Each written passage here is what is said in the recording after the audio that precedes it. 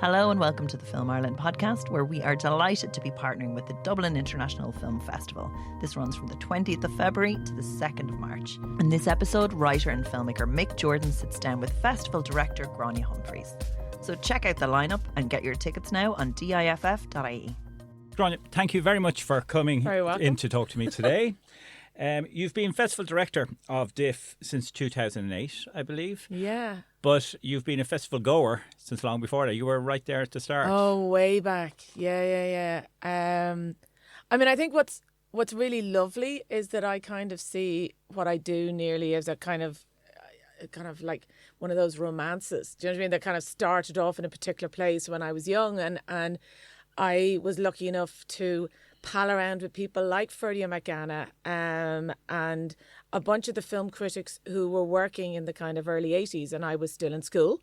And I mitched off to go to the press screenings, and I went to see films like An Accidental Tourist or Dangerous Liaisons, for instance, and I met Maura Clark, and of course Michael Dwyer was always kind of floating around, and Nicholas O'Neill would have been there, Kieran Carthy would have been there, and so in a way I kind of gravitated towards going to the festival when I was about 15, and my mum got me a season ticket for my birthday, and I was just given the ticket. That's a very generous mum. It's a very generous mum, but I think she kind of went, you can choose what you want. And I mean, the only thing, and I think you were there as well, was that was in the first one, but I only went to see one film. I had no season ticket then. Was it a season ticket for the first one? Well, I wasn't at the first one, I was at the second one. Oh, right. Yeah, sorry. I was at Heartburn. You see, so I got a season ticket down in the Savoy. I remember seeing it. It's a great film. It's a Mike Nichols film, written by Nora Ephron, Meryl Streep and Jack Nicholson. Mm-hmm. And I just loved the Savoy, which is another whole topic for another podcast series. But I for the Savoy. So, exactly. But I just loved the romance of people treating going to the cinema like it was something special, and whether they got a little bit dressed up or whether there was an introduction or there was a kind of buzz and an energy about it. And I remember going home in the car with my mum and dad that night and just talking about how exciting it was, and how we all watched lots of films when I was a kid, and we watched them on telly, but you just watched them with ad breaks if it was on RTÉ, no ad breaks if it was on BBC, and then you got up and you left. Do you know what I mean? Yeah. Whereas this, there was a formality about it, and there was a ceremony, and I had gone to the theatre a bit, and it felt like that, and it felt like a real art form.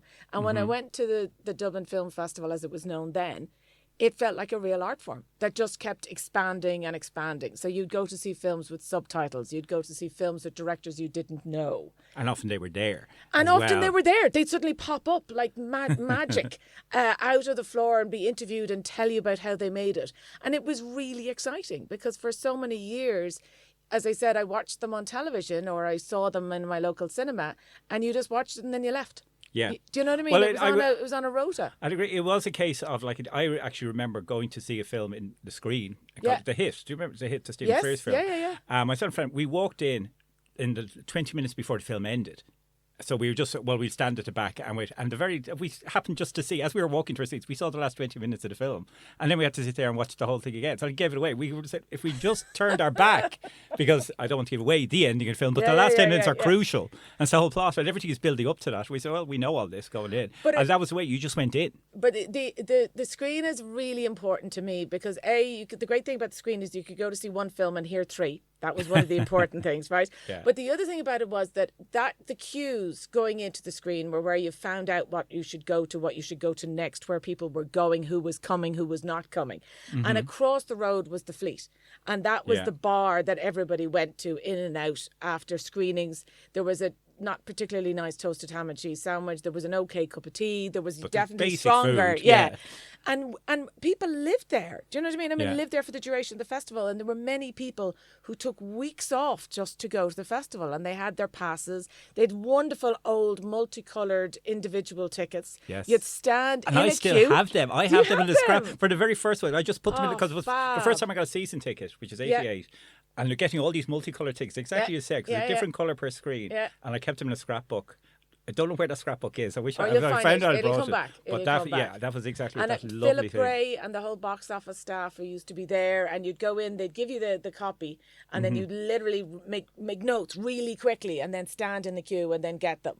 And it was kind of funny because you weren't sure who was going to pop up in your screening. So it was kind of weird, slightly kind of weird commune that would kind of collect maybe for the 8 o'clock in screen 1. Do you know what I mean? And Right. you'd tell them what they missed in screen 2 at 6, you know, or what they were on at the afternoon, you know? But that still happens, because I even remember going to see Elle, the Julia Binoche film. Yeah. And while I was at it, there was a Q&A with that, or I think it was Elle Q&A, but there was Q&A there, but immediately after Damsels in Distress was on. Yeah. And people were shouting out in the audience, does anyone have tickets for Damsels in Distress? Because it sold out almost immediately. And I was like, yeah, I have, and I'm keeping them because it was such a wonderful film. Yeah. So, yeah, there was always that sense back there. And I particularly remember in the 80s, because so many of them were on screen 1, like you're saying, that there was a community there. You knew everyone you saw in that cinema was going to the festival. Yeah. They were just festival goers. And you saw them around, you knew they were on their way. And if you were going over, I mean, you know, back then the pathway was you'd be down in the Savoy maybe on a Saturday morning to see something in Savoy 1. Then you go up to the screen for your 4, and then you go back maybe to the Adelphi.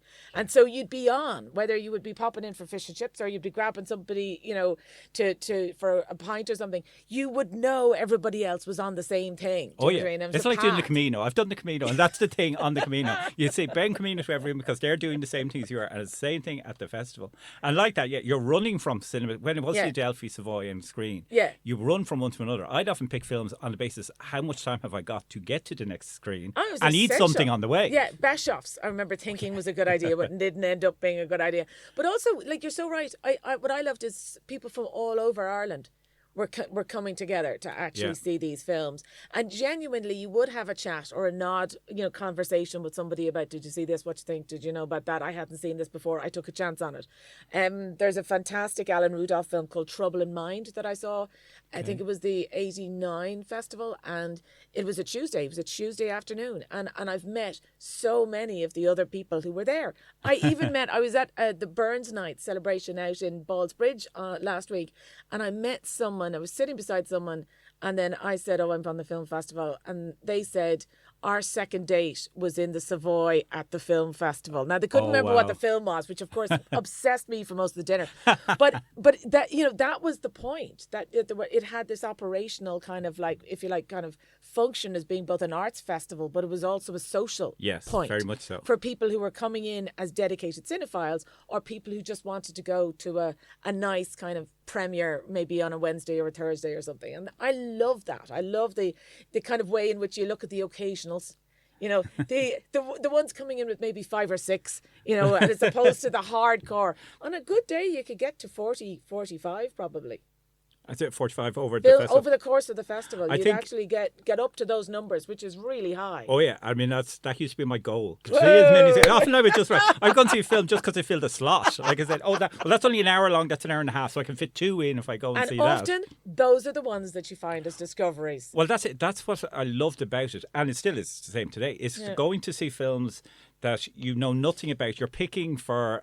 The only reason you're picking them is because you've got a season ticket, so you're going to see something. Yeah. So, I mean, and I love the idea that there's 3 on at the same time. So I said, right, all you have to do is one of those 3 and find something that appeals to you about any of them. Yeah. And then you go. Like I was saying to you before, I saw Salam Bombay. Yeah. Purely because when it was on, I saw it's an Indian film. I haven't seen an Indian film yet. Yeah. And then it's one of the best films I've ever seen. Yeah. No, absolutely.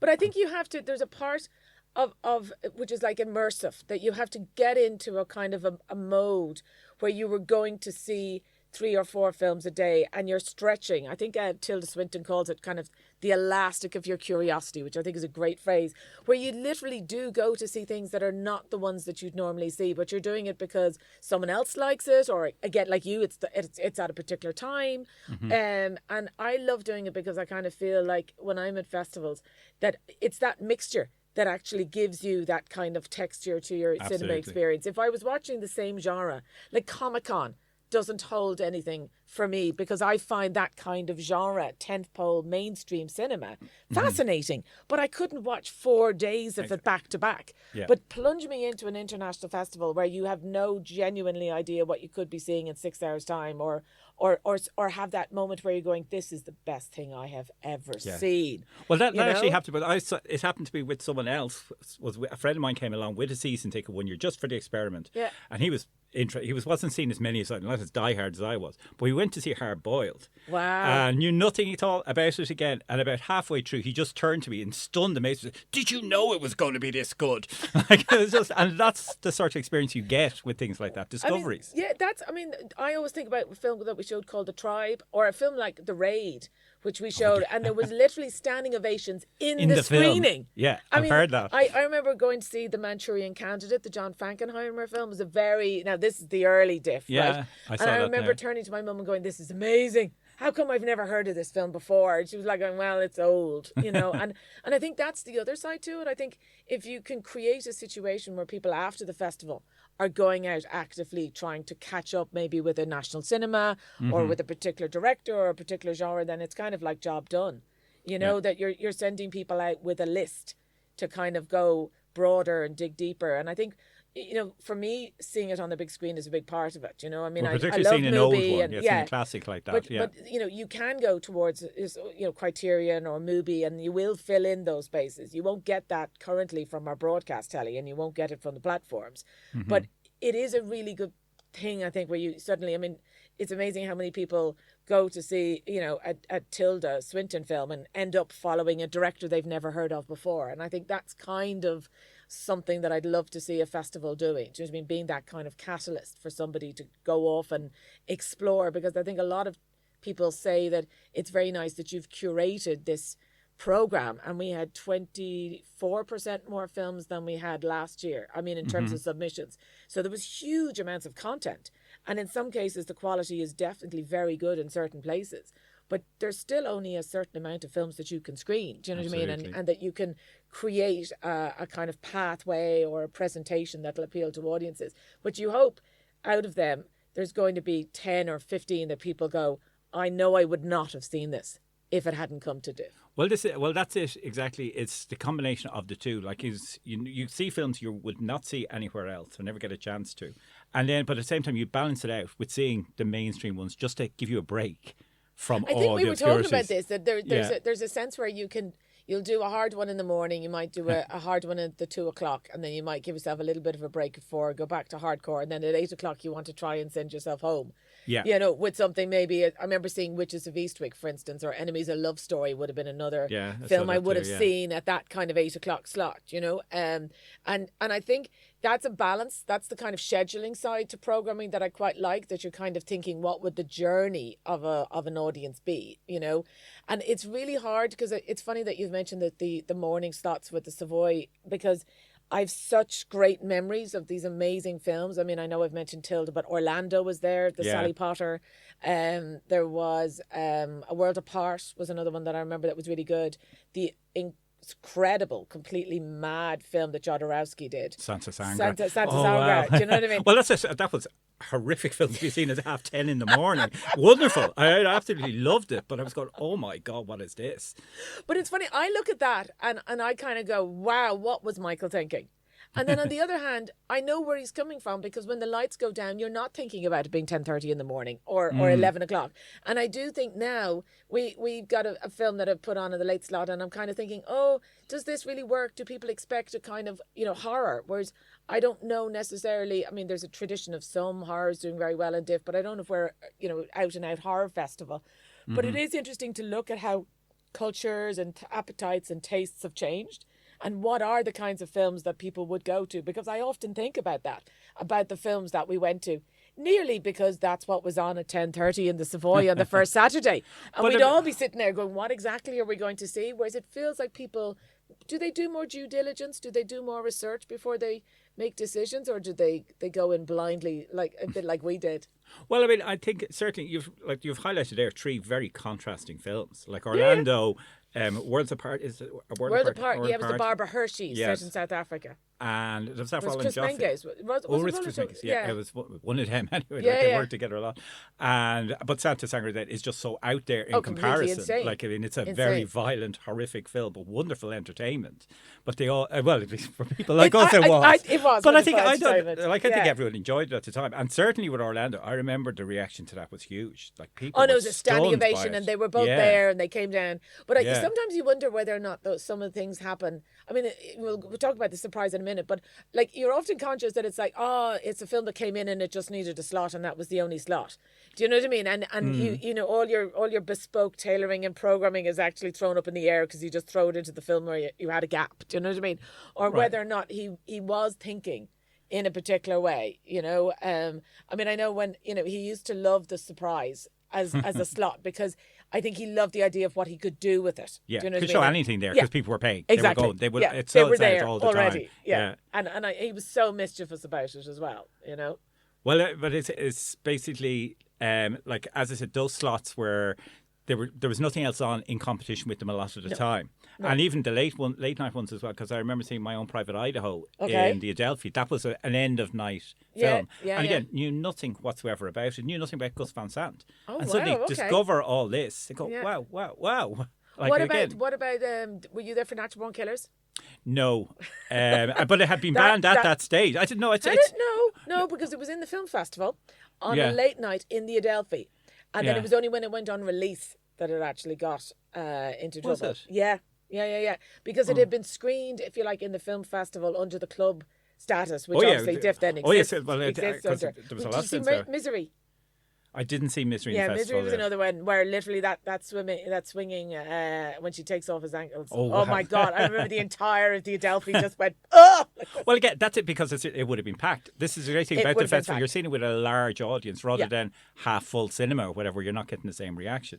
True, but I think, I mean, maybe it was, I mean, we know it was a different world. Do you know what I mean? I mean, so many things have changed, and I know that the excitement, I mean, I remember seeing, being introduced to all of the kind of fifth generation kind of Chinese directors, and this just blew my head. I'd never seen anything like this, and the beauty and the just Gong Li was just this incredible presence, you know, and you wanted to see more and more and more, and I was kind of, that's what I meant about the romance. You're kind of in love with the art form, and I think back then, now I feel like it's nearly harder to replicate. I feel like, you know, it feels like everybody in the way in which the kind of cinema is kind of distributed and promoted, a lot of it is about reassuring you've made the right decision, and don't worry, we're not going to surprise you in any way. You're going to have, as in general cinema goes. Well, in the way that marketing and promotion happens now. Do you know what I mean? That like we've been talking about, a lot of it is about how you go to see something not knowing very much, just trusting the curator, and then seeing and experiencing a film in an incredibly kind of fresh way, you know, and being allowed to discover it in that way. Whereas now I think it can be overwhelming that by the time you actually get to sit in the actual seat, you know, it's probably just the last few frames that you don't know what it's like. Well, particularly with trailers giving it all away, and then all the reviews. So, well, I mean, that was the beauty of the festival, is seeing films before anyone else does, before you hear anything about them. Whereas normally, if you're going to see a film on the normal cinema, you will have picked a reason for going to see it. You're not going to walk in blindly and just go and see a film like that. Although, do people not say that the where is really important and the who is very important, as in who you go with, and the what is actually now maybe not as essential as it was in the past? I mean, for me, it is. I will pick where and who after I've decided what.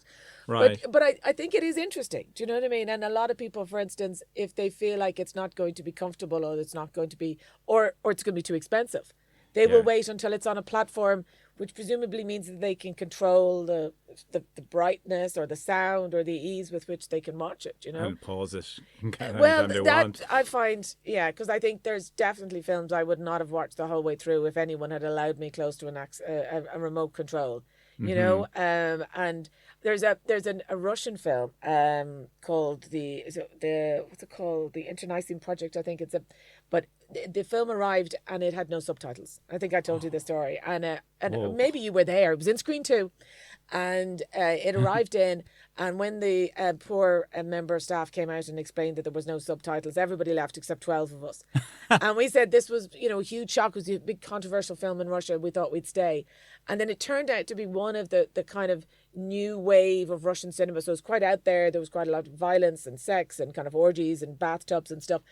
And what was funny about it is that before they started, they said, we don't have subtitles, but we've found somebody to do the voiceover. I can just see right? where this is going. So somebody faxed faxed the script, which I think is brilliant actually. They say, I don't think you get it faxed or sent to you. And there was a microphone, and this female voice basically gave us all of the dialogue basically for the film, and we thought some of it seemed a tiny bit strange. There seemed to be a tiny bit maybe shorter or more diluted. And then at the end of this 2-hour film, she came down and she was in her 80s, and she was from the embassy, who obviously was a fluent English speaker and had translated basically the dialogue to the dialogue list. But I presume she wasn't acting it. She was just reading it. She wasn't acting it. No, she was literally just reading off the page. That would have been an experience worth paying for in itself. But this is my point. And those are the kind of things that you do. It's just about, this will never happen. And exactly like you're describing, when filmmakers turn up or when bad things happen, when people ask for, what was a beautiful Japanese film and somebody went off and got Chinese food. Do you know what I mean? Because they couldn't stand watching the food, without they were so hungry. They were so hungry, they went off to get it. Do you know what I mean? And I kind of feel like that's part of it. It is the Q&A. I mean, Paul Schrader. Were you there for the Paul Schrader retro? Not the recent one. I was there. No, the original. Oh, the original one, yeah, when Last Temptation was on as well. It was the year he came actually with the girl who was kidnapped. Patty Hearst. He came with Patty Hearst, and it's the first time I saw Mishima actually on the big screen. Oh, but wow. he was incredibly, I don't know if you remember the Q&A with Michael, but he was incredibly indiscreet and started taking pot shots left, right and centre at everybody. And there was a really funny moment where Michael said, don't worry, you'll be fine. Don't worry, nobody's listening.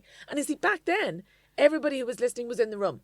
Exactly. There was no one recording it and nothing said after. No one would have thought to say it other than, God, your man, he's great crack. Do you know what I mean? Whereas now, that would be presumably posted within seconds, Oh, yeah. So it's changed. Well, I mean, everyone would have their phones out immediately because they say, this is controversial, get this recorded or whatever, and no one occurred to that. But I still like the idea that can happen. I mean, I don't like it if it's bad, but I do like it that it can happen. Well, I remember, the thing that strikes me from that interview was, I remember, like, you could smoke in cinemas in those days. But the festival you couldn't. There was a ban on smoking, and Paul Schrader started smoking during the interview, and suddenly everyone in the audience started as well. Oh, he's doing it and all that. I remember moments like that. But there was a great a great screening of In the Realm of the Senses, the Oshima film, and it was in Screen 1.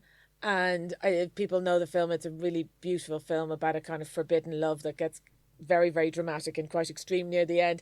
And then a very extreme act of violence happens. And and a man very overwrought by the emotion of what he was watching kind of suddenly shouted out, "Oh, mummy," and crossed his legs.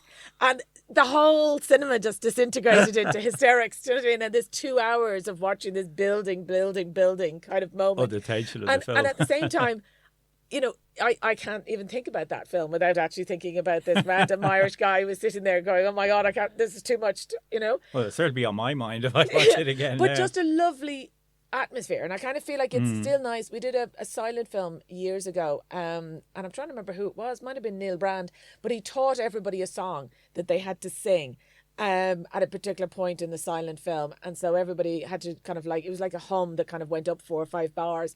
And sure enough, when the film came to that particular point, everybody sang, which was lovely and sweet, and everybody was very, emotional about this connection. But what I loved was, for the following days of the festival, you'd be standing in a queue or standing in Cineworld or over by a bus stop, and you would hear somebody go, wow. And I felt like that's, to me, encapsulates what diff can be at its highest. Is it can be this really weird, unconscious kind of thing that happens. It's a club. That's a great description. Yeah. It's a club that has its own kind of ways and shorthand in some ways, and that's really enjoyable. Well, it's interesting you mentioned there silent film being shown. That's one of the highlights for me of every festival, is the silent screenings that are on. And they're well attended, aren't they? Like, it's hard, because I know something like silent films, you just can't imagine anyone wanting to go. But every time I've gone, there's been, like last year there was The Informer. Yeah. And that was, like, I have the DVD, but it was still great to see it with a live. It was fantastic to see, and Neil Brand was over. Yeah. I mean, to my mind, the first year, you said 2008, but my first year we did Pandora's Box. Yes, which is Savoy. One of my all-time favourite films, and I could not believe it when I saw that was going to be on in Savoy 1, of all places. Yeah, like. and in my head, that's kind of what I like, was the idea that you would do that and you put films like that. I mean, we've had varying success. I would say one of the issues for me is that once the festival's over, it's very hard to find silent cinema. It's very limited. It's also very stuck, I'd say, within a canon of maybe about 15 or 16 films. And I just feel like it's beholden to us, to do more and to kind of rejuvenate it. So we've got a couple of things this year which I think are beginning to kind of move it in a different direction. And there's some great musicians coming in who are kind of interested in doing more. But I'd love to see more of the canon played. And it doesn't necessarily need to be a Savoy one. It can actually just be, could be outdoors. It could be in just kind of like special, maybe even non-cinema spaces, but just to try and give people an idea of how brilliant those films are, which is one of the things, and how the emotion from watching some of these performances is particularly when you have live musical accompaniment, like that's what they were meant to do. I think it was Kevin Brownlow said there was no such thing as silent cinema. Because with so much music and noise going on when they were screened, it wasn't. It was just speechless cinema. Was basically what silent cinema was, and that's it. It's just seeing it as it was meant to be, because they were made long before anyone ever conceived of home viewing. It was always meant to be seen in an open auditorium like that. But also we haven't cracked. I mean, and it's interesting. We haven't really cracked the young audience, like the very young audience, and I think one of that is because, you know, in the old Diff, there was a bit of a family element, but it wasn't a very big strand of the festival, for instance. And then obviously for the first 13 years of DIFF, we were sponsored by Jameson. So we actually were really not catering in any direction for your under 18s audiences. And so to my mind, one of the things that I'm kind of intrigued about the silent cinema is it's such a fun intersection with the silent with cinema. Comedies, with It's Buster Keaton just, and there's Chaplin and so on. nothing like listening to one of those audiences kind of engaging with in Laurel and Hardy or Buster Keaton or something like that. That just reminds you of how an audience laughing with each other at something is just the most amazing feeling. And the laughs come faster in those films than they do in any of these modern things they have, right? I mean, there was a kid, he must have been about 6 or 7 at one of the Laurel and Hardy. Was it Laurel and Hardy? Might have been Buster Keaton. And he literally was laughing on the beat of the joke, right? And then everybody was laughing at him being so accurate. Right. And it really just reminded me of when an audience is not on their phone and not wondering where they left the car, how long it's going to take, why they didn't want to go to see this, where they wanted to go somewhere else, should they go out and get more drink and come back, but literally leaning into a film and laughing themselves silly. And it's just being completely absorbed in it. Really absorbed. I mean, my nieces came in 2 years ago and came back and they just said, we want to see more of them again. Do you know what I mean? And I kind of thought that's what we should have people coming out saying. I want to see more of this, and when can I see it, and how can I see it? And I think that's part of what we're talking about is how do you get certain elements of this kind of more standardized throughout the year. Well, the fact that they're reacting to something that is nearly 100 years old is, I often think, with those so silent it's not films. black and white. It's not funny men with bowlers and funny long shoes or anything like that. They're literally, as you said, responding to something, but in a way that when they come out, they're happy.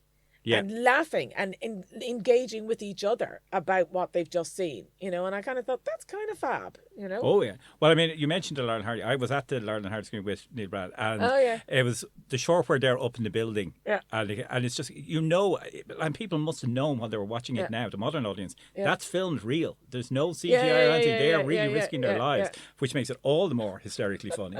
Everyone was in bits over it. I understand this year you're going to be showing Big Business as part of it. Now that is a film I have watched at home on my own and have roared laughing at. I am dying to see this with an audience. And that entire program is actually just made up of films we want to make people laugh and engage. And Serge Bromberg's coming over, and it's very definitely about that idea that I just got so enthralled with the happiness that this kind of program brought in, and it wasn't old, it wasn't young, it was all ages. Do you know what I mean? And I thought, let's do it again. But we've got another film called Shemi Bebia, which is a Georgian film from 1929, and that's in the other direction. That's like something that's come out of Pordenone. Do you know what I mean? It's kind of a reissue, and that's in Screen 2, in the Lighthouse. I mean, with another film, which people would know, but I'm kind of curious because we're doing it as part of a celebration of the work of Cartoon Saloon, and the 3 founders of Cartoon have picked the films that influenced them. Okay. And Nora Toomey picked Prince Ahmed, which is the Lottie Vinegar film, and so Right. Conor Linehan is going to do the honors and play the music for that one. So Okay. there's lots of different ways in which the silent program is kind of in this year's program, but Right. the whole idea is to see if we could create a little bit of momentum around it. So there'd be a few individual screenings, Yeah, individual there's events. three. Yeah, there's Oh, three, and then excellent. we're going to have a panel discussion. And again, the panel discussion is really, like, why do we care and why should we care and what can we do to do more? And it's that, it's to see what are the kind of interested parties, because there are people in Cork and people in Galway who are doing certain kinds of strands, but it's just to see if we can create a momentum. And I've been in touch with a couple of festivals in the UK and to see if there's a way of just, again, looking at, is there a way of looking at particular titles or sharing, I mean, we've friends with Rob Byrne from the San Francisco Silent Film Festival, and the restorations they have every year are incredible. Yeah, I've seen them mention. He was a guest of one year, wasn't he? Yeah, at the yeah, festival? and he's fantastic. But I mean, you're looking at something like, they did a reissue, for instance, of Napoleon. Do you know what I mean? That they did in Paris. But, you'd love to think that we could do it here, but there's no way you could, and there's others that we could do before we start doing that. But you'd have to way that you're building up. Well, something like some of Napoleon, that. it's an event in itself, because it isn't just a straight screening. It's going to have to be done with the 3 projectors, It the triptych, does the have whole to be lot. done, It's and a it's big deal. 5.5, 6 hours long, and the new version. They were kind of giving out about the new version. I didn't see it, but I know people who did. The Ridley Scott version. No, sorry. This is the new version that they actually the new did. restoration. The new restoration of the Abel Gance, yeah. Yeah. So, they showed it in Paris, and I think there were kind of gripes about some of the stuff that they'd done in the restoration. But now we're getting into real nerd. But it's more about the idea that I think we should be able to feel that we're building an audience for what is an incredibly vibrant and vibrant part of cinema. It's just not shown. And it should be shown. And, I was even watching one of the black and white Basil Rathbone's Sherlock Holmes over Christmas and kind of really enjoying watching this again. Do you know what I mean? And realising that you just don't. Do you know what I mean? That so much now of what was really good and high quality, we just don't have access to. And I would actually put silent cinema very definitely into that category. I think we had more access when I was younger. Well, yeah. Well, I mean, you mentioned Basil Rathbone, because I remember them regularly being on television. Yeah. And I mean, I have them on DVD now, and a lot of these films I do have on DVD. But a lot of them, I buy them on DVD now. I have it parked away, and it never occurs to me to watch them. No. Whereas if it turns up on television, you'll sit down and watch them. So that's how we discovered them. BBC Two, Movie Drome, all of these. That's where we learned about 40s, 50s, 60s. Do you know what I mean? Douglas Sirk, all of that stuff. You know, and I teach in UCD, and I hear, I'm throwing out references, and I realise that it's not fair necessarily to be, so kind of critical of kind of young people's lack of knowledge about certain cinema history, because it's tucked away in me. It's on very far away and hard to get to, and it was far easier for me to see it when I was younger. But I think that was because in those days, when we were watching films in those days, there was no other choice. You only had a small number of channels. Whereas I've seen it, there's so many channels that they're competing with each other, so they're not going to take the risk of showing something like that. I don't know, think. Legend. I've been watching Legend a little bit. There's this mad kind of culty, and occasionally things pop up in it, and I go, oh my God, I can't believe this is here. Yeah. But I think the greatest film school in the world is 2 weeks in Paris, where you can just walk around to any of those cinemas that are showing those old titles, and you can see them. And I think that's kind of, you're never going to be able to bring it in, in a large scale way in Ireland, but you'd love to see that kind of rep programming where people get a chance to see those films. And I mean, I remember going to see The Graduate. Who's The Graduate? It is The Graduate. When they brought it back, when they restored it. And I was shocked, having seen the film about 5 or 6 or 7 or 8 times, how much it was all about glasses and windows, which I only realised because I was in a cinema. Yeah. Do you know what I mean? It's the same Bonnie and Clyde. Certain sequences, do you know what I mean? Just they on a big screen. You're more aware They're of completely more more detail. aware of It's the details, which can change the story and the narrative, and also you experience certain things the way the audiences would have when they came out, as opposed to sitting there and going, "Oh yeah, they're getting shot to death." Oh, oops. Whereas in the cinema, it is as powerful, or at least it felt the last time I did it. Well, it's a shocking end to a film. Oh yeah, well, it's the visuals and the sound. in a big screen in cinema, and it's just because I saw The Graduate in the Pavilion. Pavilion did a screening, so it's seen it on the big screen. And the one thing that struck, there's a scene where Anne Bancroft is answering the phone, and she just takes off her earring and puts it on a glass table, and the noise of it, and it's just so cool the way she does it. Yeah. And I was talking to a friend, went with a friend of mine to see it when it came out, and she was saying she had watched Mad Men recently. And the exact same scene happens in Mad Men. So it's a tribute. And then again, when we saw it, it's like would not have noticed this on television really so much, just passing through, but really noticed it on a big screen when it was just the sound echoing around the room of the earring landing on the glass. Or the beginning. Remember, he's in the airport. Remember? Yeah, he's coming up the escalator. And then you have the Paolo Sorrentino film with Tony Servillo, which is the beginning. What's it called? And there's just these references, and it's just if you don't see them, do you know what I mean? Then they're it's as if they never happened, you know. So we mentioned earlier on briefly in passing the surprise film. Yeah. So that's is Dublin the only festival that has a surprise film? Glasgow used to have one because I work a lot with Alison Gardner in Glasgow, and it used to be the bane of our lives because we'd kind of get the festival program locked, and then you'd go, oh God, what are we going to do for the surprise? And I think they stopped doing it, but I'm open to correction. Maybe they still do. But it's such a unique, like it was an accident that it happened in the first place, wasn't it? The very first festival. It was. They were a slot more or a film less, depending on which way you want to see it. Do you know what I mean? And they just said, well, we'll find something. And it was to be announced just on the brochure. We'll see how many people will turn up to see something they don't know. It is a tradition. It's a fun tradition. I mean, I think it was more enjoyable for me, if I'm honest, when I was an audience member. I could well imagine. That's what I was. I feel sorry for you. Yeah. You haven't had the experience of going to see it without knowing. For a long time. Yeah. I mean, I would say I mean, every year I kind of go, this is the year I'm going to put The Graduate on, or I'm going to put Singing in the Rain on or something. But it is interesting. We've had a couple of screenings where people have come out and told us that there are rules. And I'll share them with you if you want, because I find that funny, because I don't think there are rules. People have said there are rules. Yeah. So one year we did Muppets Most Wanted. Yeah. Wonderful, because introduced by Ricky Gervais. Well. Like I remember him coming up on the screen and saying, oh my God. Yeah. And then he said, I'm in it. He said, actually, that intro is just so funny because he basically says what kind of people go to see a film they don't know what it is, right? Lock the doors. Do you know what I mean? You're here to see a 4-hour film. And I know people were kind of going, maybe he's right. Do you know what I mean? They do actually believe. And I remember I made a joke about, oh God, what was the British director who made awful films and everybody used to give out about him? He used to be Michael Winner. Michael Winner. I made a joke because Michael Winner had just died.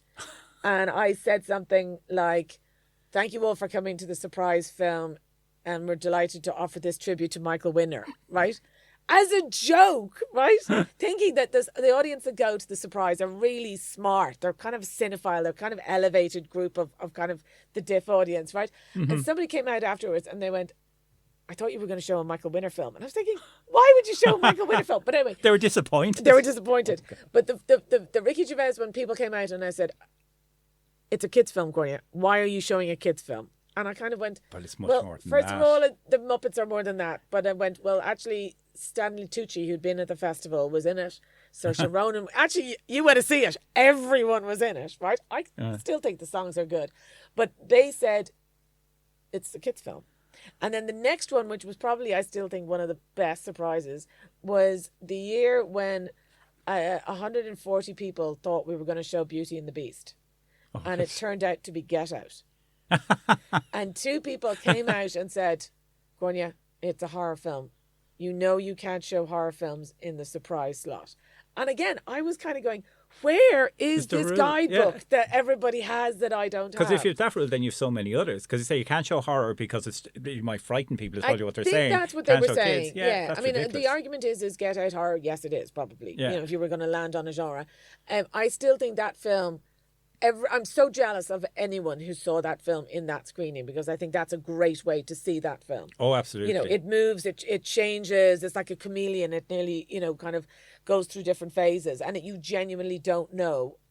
And then when obviously you went to see it when it came out, you had a very strong idea about what it was. Well, it was such a huge film when it came out. But at the time, because I remember seeing it, knowing nothing about it as was going on, and then coming out and checking, because everyone does, coming out immediately onto IMDb with all this, and suddenly say, oh, this is actually a big deal, this film. But we didn't know about it at the time, and that was a great thrill. I remember my dad coming to the Savoy for the surprise and literally going, what are all these people doing? They were queuing down the street.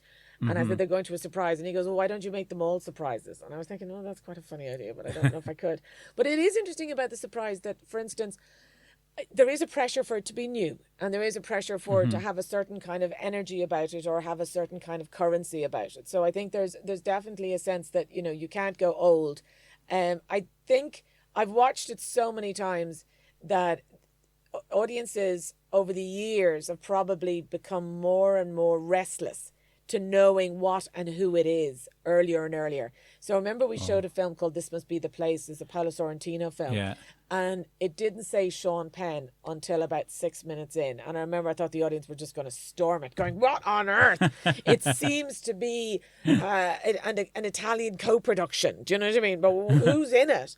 And you can watch the audience relax when they get an idea about what the genre and the kind of talent of the director or the star is. And they sort of like relax into their seats and kind of go with it. I mean, I'm somewhat predisposed. I love if it's a comedy. I think something like that makes people relax. They hear other people laughing and they kind of go, okay. Rye Lane was one. I was that just we about showed. to mention Rye Lane because Rye Lane was one of the absolute highlights of surprise films for me. Of all them, like I've listed them here. Oh, have you? And the ones that were my personal Yeah, favourites go for were it. way back, Women in the Verge of Nervous Breakdown. Just amazing. wonderful. The Usual Suspects. Yes. I mainly because I didn't like it, and then it turned out to be a huge hit. I think didn't Michael say something like that? Didn't he say that it's... It was only the second screening ever. Yeah. And he said, so maybe you may not see it again or you may not hear Yeah, about it and I again. assumed he wouldn't. And Yeah, I went, yeah. myself and my friend Dean went to see him. We came out afterwards and said, well, we'll never hear of that again. And suddenly it's massive. Muppets Most Wanted was a highlight for me, Get Out. But the absolute highlight of all of them was Rye Lane. Because it was just so funny, so warm, such a lovely little film. But what really struck me is I probably wouldn't have seen it otherwise. True. Like when it came out, it would have been said, oh, I'd like to see that, but there's so much other stuff I want to see first. It wasn't enough. But just to discover it that way. Yeah. And as a result of seeing that, I started checking up everyone involved and found they had a series, to the comedy series that I was watching as well. So it was just so good. And you felt such a warmth for everyone involved. You wanted to know more about them. Yeah, I know I've got it wrong. I mean, Dragged Across Concrete, I know lots of people are never going to the surprise again after that. I enjoyed that though. Well, it was very long. That was a lot of problem. But then the problem is you don't want it to be the same as it was the year before, and then you try to go in different directions. And also, it's really interesting when you're talking to filmmakers about would you like to show your film as a surprise.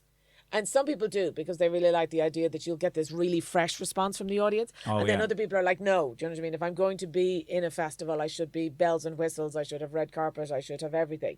Okay. Do you know what I mean? So it's a tricky slot. I mean, we did Io Capitano last year, which we had been offered, and then they thought they were going to get BAFTA nominations, and then that didn't happen. And then I really liked the film and kind of thought it deserved a slot. And again, going back to that idea of like, where would you put it? I have a couple of ideas for this year. One that I think I will probably land on. One that somebody sent to me, and I have to say 20 minutes in, I went, "Geez, this isn't much of a surprise." Do you know what I mean? Like I watch a lot of things in that kind of surprise way. Do you know what I mean? As in, I don't know very much about them and I just stick them on. And literally about 20 minutes I was going, I was sitting, do you know what I mean, in Lighthouse 1 going, really? Is this it? Is it? So it is funny what people think a surprise film could be. And I mean, also, we've talked a bit about some of the filmmakers coming in. We haven't for a very, very long time since The Jacket actually had a filmmaker in for a surprise. Do you know what I mean? Which is kind of an idea I like. I quite like the idea that you would have the surprise and then you might have a Q&A. Well, yeah. Well, a lot of that is because part of the screening is you're trying to guess. Like all the people are just like there's a competition. Guess what the film is. So if you know someone's going to be there. Oh no, but you wouldn't tell them. They'd come out at the end. Okay. No, but I'm more. But see, that's part of the problem, and that's what I mean. My favourite surprise story was not actually Diff. It was the IFI. We were doing a music day. It was entirely focused around music, and Some Kind of Wonderful. The Metallica doc was meant to come out, and even though the slot was only 2 hours long, everybody from the music centre in Temple Bar and all the Metallica fan clubs ran in and bought tickets for this, right? And I was standing beside the box office. It was a free IFI open day. Kept buying tickets. And I kept saying, like, what are you? And they were, oh, no, we're going to the Metallica doc. They didn't even say the surprise film. They just said the Metallica doc. And so they went in, and it was screen one, and the entire audience was like mummies, daddies, and kids, basically, with Metallica t-shirts, right? And they're all just looking at me. And I went, I'm really glad that you're here for the surprise film.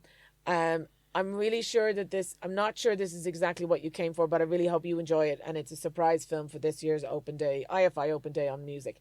And it was DeLovely, which is the biopic of Cole Porter, right? Yes, and we Kevin only Kline. lost 2 people. But Whoa. my favourite bit is I went in to watch Coy and Quatsi, to introduce Coy and Quatsi in Screen 2, and I couldn't stop laughing. I literally couldn't, and I said, I'm really, really sorry, and this is so unprofessional, but I have to tell you what's going on in Screen 1. And they went, what? And I said, so a whole group of Metallica fans are currently watching a biopic about Cole Porter. But that's part of the problem with the surprise, is everybody says, oh, I like a surprise. And I'm not sure everybody does. I think they kind of like a surprise if it's kind of in the area that they're interested in. Yeah. Well, I think it's more, a lot of them just like the idea that they can guess it. Because always, what trouble. I find is you just feel when the screen opens, or when there's opening, when Universal comes up, or whatever, anything, and you're also, you can hear the whispering throughout the cinema, going, I wonder what is it? And they're all trying to guess. And often when people do you hear, oh. And one year, there's a friend of mine who goes regularly. He was actually the friend, Ian, who went with me to see The Usual Suspects. Yeah. And we both said it was crap. But he goes to the surprise film, himself and his wife and myself and a few friends. We always go to surprise film. And one year, I would always sit with him. One year I didn't get to sit with him. Yeah. And he had told me beforehand what he was predicting. And then suddenly this film came up and just came up the outfit. And he had picked it. And the whole film, we just couldn't, myself and the friend that I was watching, when my friend Maureen were watching the film, we couldn't relax during the film because we wanted to go and say, you got it right. And then when we came out afterwards, everyone streamed out and he was going, I've been going for so many years. I finally won. And all that. And he won the season ticket for the following year. It was brilliant. But it is, I mean, like, I know a lot of the distributors and a lot of the season ticket holders, as you know, would know them, and they'd go, oh my God, Trish is here, it's a Disney film, or oh, do you know what I mean? And, of course, they know clues. the personnel. Yes, they'd have their clues, you know. And I mean, I might go back to it again, but that idea of doing the trailers, because the trailers used to be so funny, because you do the trailers and you could literally people tearing up their idea of what they thought it was going to be. Well, when you picked Rye Lane, my prediction that year was going to be Past Lives. Oh, yeah. And when you were give hints beforehand about what the film might be. Yeah. And when you described Rye Lane, it sounded very similar. I said, I think I've got it. And then when you just see Peckham or something like wherever the London setting or whatever, it's going, well, Rye Lane. But it just when it was clearly London, I said, okay, unless there's an introduction here, I don't think I do think it's a really hard thing to do. Do you know what I mean? Because there's so many different factors, and many times the film that you think will be an obvious one. I mean, I remember Alison telling me that she couldn't get anything for it, and then she ended up showing everybody Inland Empire, and I just started laughing. Do you know what I mean? Like, because I think there are ones that will work and then ones that won't work. But for a lot of people, in terms of diff, a lot of people, that's their final screening. They don't actually go to the late, actually, or the last film. That's they're kind of signing off, if you like. And I kind of think about that occasionally as well, kind of like going, okay, it's got to be good because it's going to be, for many people, it's the last one. It's their memory of the end of the festival. Yeah. Well, actually, that brings us round, because we're hooking a lot about surprise and the festival itself. What's the plan for this? Can you give me any idea of what you have planned for this year's festival? Absolutely. So I suppose, starting from the top, there are some fantastic guests coming, which I always kind of feel in my head, you know, kind of are one of the reasons people like going to festivals. So we've Jessica Lange and Ed Harris are coming, and they're going to do both public interviews and they're going to receive our tribute award. Okay. I've already announced Ilyas Suleiman, who's a great Palestinian filmmaker. So he's for a retro. Sorry to interrupt. That was one of the great surprises for me, was It Must Be Heaven. Yeah. So again, fill the slot. This is a wonderful film, and so I'm delighted he's coming. And he's brilliant, and he's witty, and he's just an amazing person and filmmaker. So really excited about him. We also have Justin Chang, who's the great film critic from New Yorker, was very exciting. Twiggy is coming, which is also kind of exciting.